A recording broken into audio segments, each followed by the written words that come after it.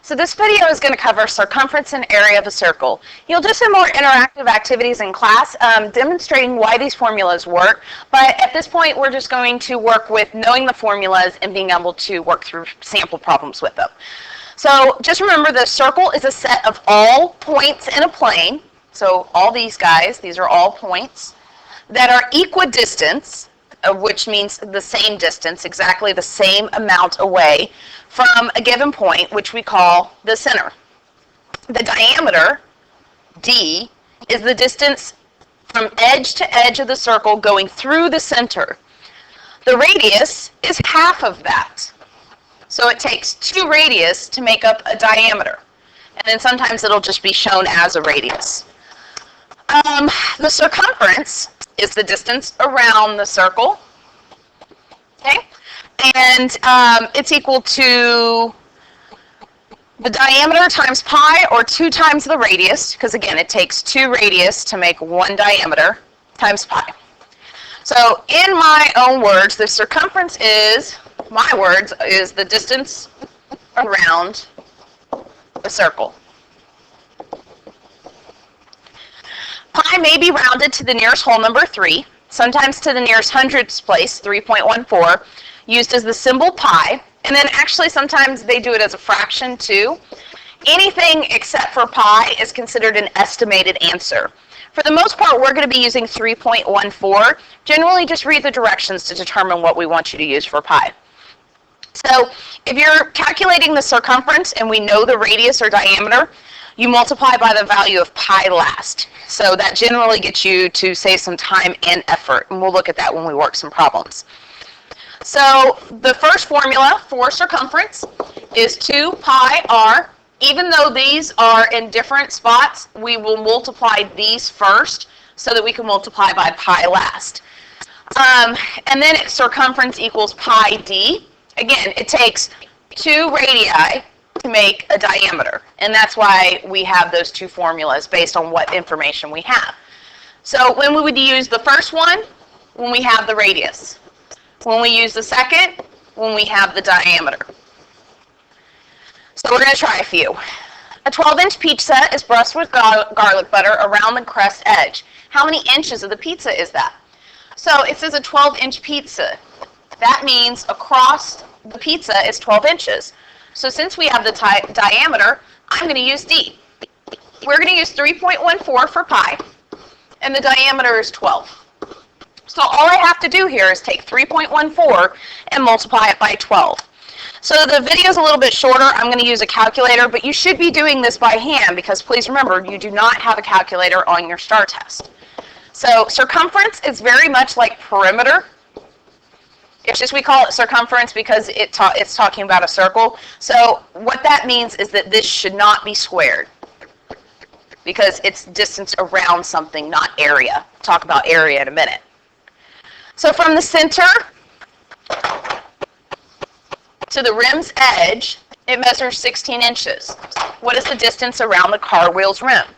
So we're going to use the radius formula this time because we have the radius.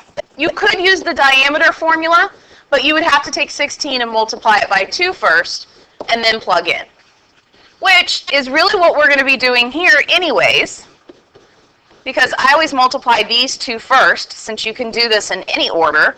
That's going to be a little bit easier math for the most part, and going to save you a little bit of time. So 32 times 3.14 is 100.48, and this is inches. A limited edition Coke can was printed in honor of the Super Bowl champions, the Green Bay Packers. Although the label changed, the shape and size of the can did not. What is the radius of the can given the circumference? So they're giving you the circumference this time, is 12.56. Since we're asking for the radius, it makes sense that we should use a radius formula. That way we don't have to divide by 2 at the end. So I'm going to put 12.56 in for the circumference, 3.14 for pi, and then I need to start working backwards. I'm going to multiply those 2 first. We're combining our like terms. We've done this before. This is 6.28. Now, to get rid of this multiplication, I divide. So the radius is going to be equal to 2. So 2 inches. All right. Now for the area of circles, the area formula is pi r squared. And remember, r squared means r times r, so we could actually use that formula as well. So if we're given the diameter, we do not have a formula for area for that. So we will have to find the radius first. We're going to use pi is 3.14. My area formula is pi r squared. And notice I'm given the diameter, which makes the radius 7. So I'm going to do 3.14 times 7 times 7. Why did I write that? So that I don't accidentally do 7 times 2. Remember, radius squared is the same thing as RR. So 7 times 7 is 49. And 3.14 times 49 is 153.86. Now this one is inches, or sorry, is area, so we do need to have that little square mark up there. Next one gives us the radius. So the area is 3.14 times 8 times 8. So 8 times 8 is 64. Again, you can multiply in any order. So I'm doing that to make my math a little bit easier. So the area is going to equal 200.96, and that's meters squared. All right, this time we're leaving answers in terms of pi. We didn't do that with circumference, but it does happen. So this one says we have a diameter of 40, which means our radius is 20. We're going to find the area, which is pi r squared, and that's, instead of putting in 3.14, I'm just going to leave pi, but I am going to plug in my radius. So in this case, I do have to do that multiplication first, which gives me 400, and then I could just put the pi on the end, almost like a label. Even though it's not, I put it on the end like it is a label. So this is 400 pi feet squared. So basically what I did is I just left pi in so that this was an exact answer instead of plugging in 3.14 and doing an extra step. So leaving things in terms of pi is actually much easier. So we're doing circumference of this one. This particular problem doesn't show me what I need to find, so I'll find both radius and diameter. Since I'm doing that, I'm going to use pi d. Now it did say that the circumference was 100 pi, and now I need to solve this problem. Notice that there's a pi here. This means pi times d. You can treat this just like a variable, just like a number, because pi is a number. So how do we undo multiplication? With division. So I'm going to divide both sides by pi. Pi divided by pi is nothing, so d is left over. Pi divided by pi, again, well, it's not nothing, it's 1, which makes it go away, so it's 100. Our diameter is 100, our radius is 50. The area of the shaded wedge is about 64 centimeters squared. To the nearest tenth, what percent of the area of the circle is the wedge? Okay, well, first of all, there's a lot going on here. It says the area of the shaded wedge is 64. So we already know that. I've got a radius, so I can find the area of the whole thing.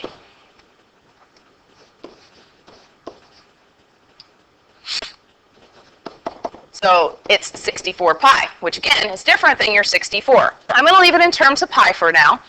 Now, it should make sense that this is a part of the whole thing.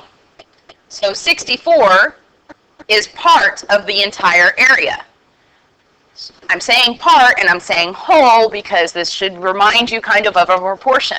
I'm looking for a percent. Percents are always out of 100. So at this time, how do I get from here to here? Well, I divide by pi. How do I get from here to here? I divide by pi. If we're leaving it in terms of pi, this is going to be 100 pi, 100 divided by pi percent. That probably doesn't really make a lot of sense to you, so I'm actually just going to go ahead and figure out what it is as a number by plugging in 3.14. So I'm going to do 100 divided by 3.14, which gives me 31.84 dot, dot, dot, dot, dot. So I'm going to say it's about 31.8%. Okay, kind of tricky one. Find the area of the shaded region. Okay, well this is the diameter, so the radius is 11. So I'm looking for area, pi r squared. I'm going to do 3.14. R is 11. 11 times 11 is 121, so I'm going to multiply 3.14 times 121. And that's going to give me 379.94 for the whole circle. I only want half a circle, so I'm going to divide by 2.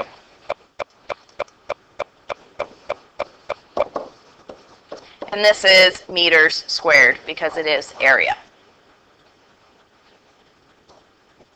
Our next example gives you the circumference of a pool, and it wants to know the area. Well, to be able to find the area, I need the radius. I don't have the radius. However, I do have a formula for circumference that involves a radius. So if I plug in 63, we'll just go ahead and use 3 here. When I do this, I can start working backwards. I got 6r, so I'm going to divide by 6. So r is going to equal, let's see, 63 divided by 6 is 10.5. Now that I have a radius, I can find an area. I'm still going to use 3, and this is 10.5 times 10.5. So 10.5 times 10.5 times 3. Again, I'm using a calculator, so you might take a few more steps than that. You do need to be able to do these calculations by hand. I find that the area of the circle is about 330.75 feet squared.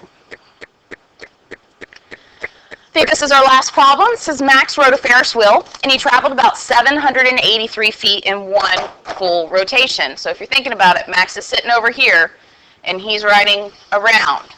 So when we're talking about this, it's giving us circumference.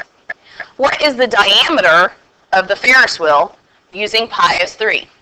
So please remember that circumference is pi d when you're looking for the diameter. And it was 783 feet. We're plugging in 3 for pi. So all I have to do is divide. The diameter is 261. So diameter of that Ferris wheel was 261 feet. Okay? So basically, it's never just going to ask you to find the area of the circle. You might have to manipulate a formula. You might have to do a multi-step problem. You might have to work backwards. So please make sure that you're reading carefully and you're using your highlighting and underlining techniques when you're reading these problems so that you know what you are being asked to do.